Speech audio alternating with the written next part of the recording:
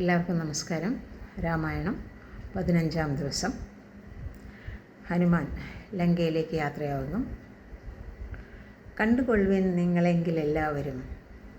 ശ്രീരാമൻ്റെ പാദാംബുജങ്ങളെ മനസ്സിൽ ധ്യാനിച്ചുറപ്പിച്ചുകൊണ്ട് തൻ്റെ വാനര സുഹൃത്തുക്കളോടായി ഹനുമാൻ പറഞ്ഞു.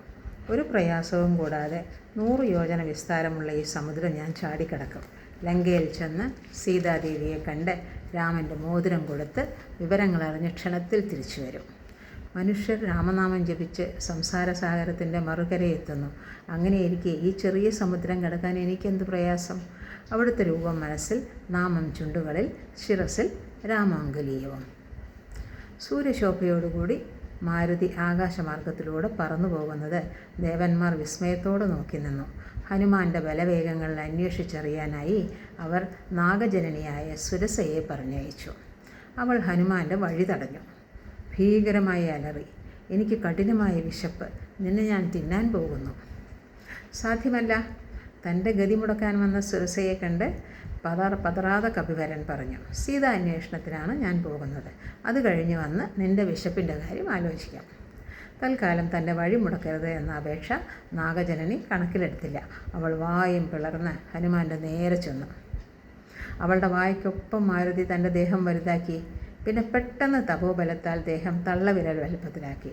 സുരസയുടെ വായ്ക്കകത്ത് ഓടക്കടന്നു. അതേ മട്ടിൽ പുറത്തേക്കും പോന്നു. നാഗമാതാവിനെ ആദരവോടെ നമസ്കരിച്ചു. സുരസയും സത്യം വെളിപ്പെടുത്തി. നിന്റെ ബലവേഗങ്ങൾ അറിഞ്ഞു വരാനായി ദേവന്മാർ അയച്ചതാണ് എന്നെ. എൻ്റെ സംശയമൊക്കെ തീർന്നു.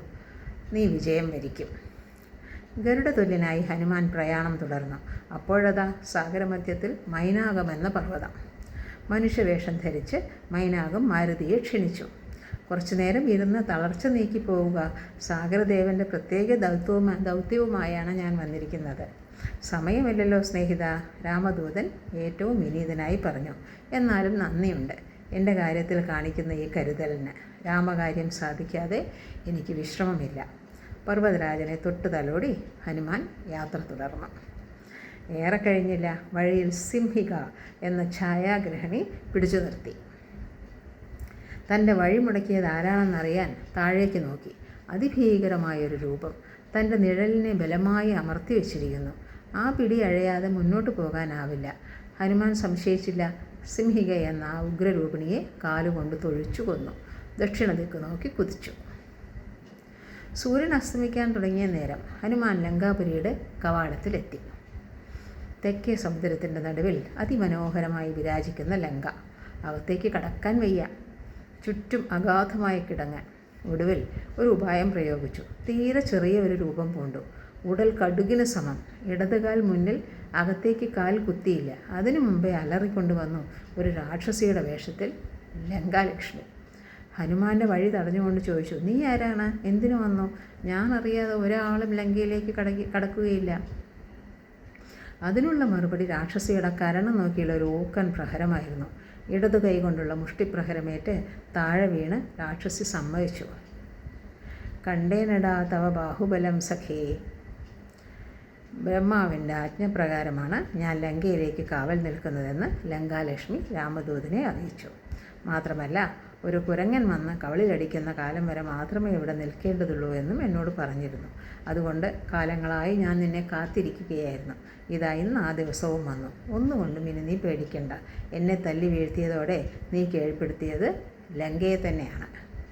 രാവണൻ്റെ കൊട്ടാരത്തിലെ ഉദ്യാനത്തിൽ ശിംശപാവൃക്ഷത്തിൻ്റെ ചുവട്ടിൽ രാക്ഷസ സ്ത്രീകളുടെ നടുക്ക് നിത്യനിർമ്മലയായ ജാനകി ഇരിക്കുന്നു എന്നും ലങ്കാലക്ഷ്മി ഹനുമാന് പറഞ്ഞു കൊടുത്തു.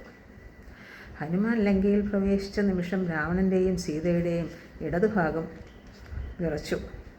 ഹനുമാൻ്റെ വലതുഭാഗവും. രാത്രി നേരം സൂക്ഷ്മ ശരീരനായാണ് മാരുതി ലങ്കയിൽ കടന്നത്. ദേവിയെ തിരഞ്ഞ് ഓരോ മുക്കിലും മൂലയിലും എത്തി. അതിനിടയിൽ സുവർണ നഗരിയായ ലങ്കയുടെ ഐശ്വര്യമെല്ലാം നേരിൽ അറിഞ്ഞു.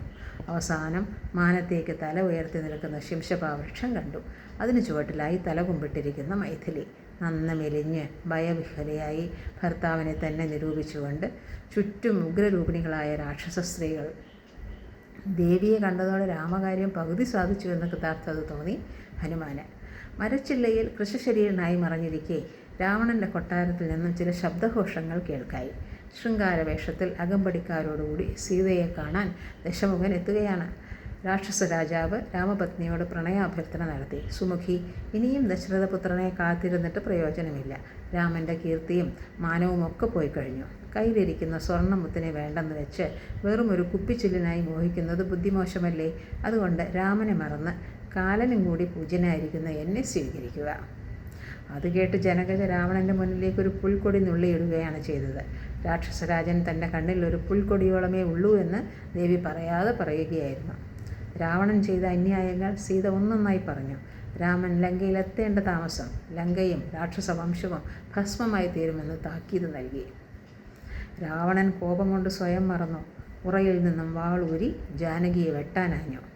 രാവണപത്നിയായ മണ്ഡോദരി ഇടപെട്ടു. ഭർത്താവിനെ അടക്കി നിർത്തി. 3 ലോകത്തിലുമുള്ള സുന്ദരിമാർ മുഴുവനും അങ്ങേക്ക് വശഗതരാണ്. അങ്ങനെയുള്ള അങ്ങ് എന്തിനു വെറും ഒരു മനുഷ്യ സ്ത്രീക്കായി ഇങ്ങനെ മോഹിക്കുന്നു? ഭാര്യയുടെ വാക്കുകൾ കേട്ട് രാവണൻ ലജ്ജിതനായി. എന്നിട്ടും സീതയെ പാടമറക്കുവാൻ തയ്യാറായില്ല. അവളെ പറഞ്ഞ് എൻ്റെ വശത്താക്കുവൻ എന്ന് കാവൽക്കാരികളായ രാക്ഷസികളെ ചട്ടം കെട്ടി അതിനുമായി 2 മാസവും സമയം കൊടുത്തു. ഭയന്ന് വിറച്ച് നിസ്സഹായിയായിരിക്കുന്ന ജാനകിയെ ത്രിജട എന്ന രാക്ഷസി സമാശ്വസിപ്പിച്ചു.